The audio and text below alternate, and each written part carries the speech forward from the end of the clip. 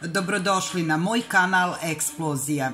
Ako vam se dopadaju moji videoklipovi, obavezno ih lajkujte i ne zaboravite da zapratite moj kanal, a ja ću se truditi da zadržim vašu pažnju.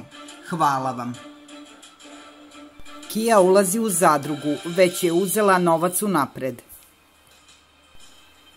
Kia je sigurna da će Nadicu svi da napadaju i zato želi da uđe kasnije kada sazna prljave tajne ostalih učesnika.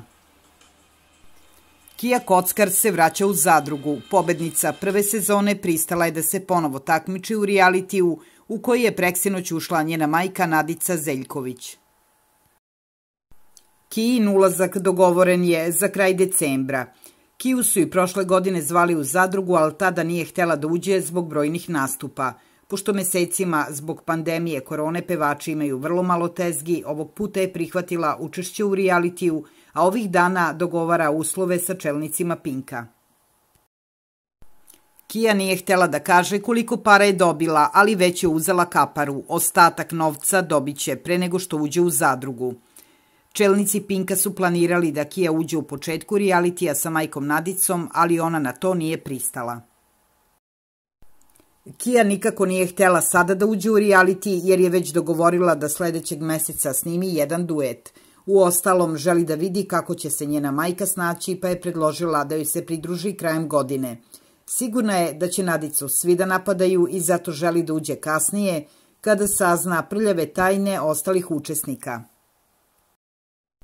Iako će im se pridružiti skoro 4 meseca kasnije, Kia će se boriti za nagradu od 50.000 evra. Nadica je ipak izjavila da ne bi volila da joj se ćerka pridruži. Znam da bi mi bilo lakše ako uđe Kia, ali ja to ne bih volela. Bilo mi je veoma teško ranije dok sam je gledala u realitiju. Na njoj je da odluči i zna ona šta radi, a ja ulazim jer želim da se oprobam u tome. Pričala mi je ćerka kako je u realitiju, ali ja nisam tražila nikakav savet od nje.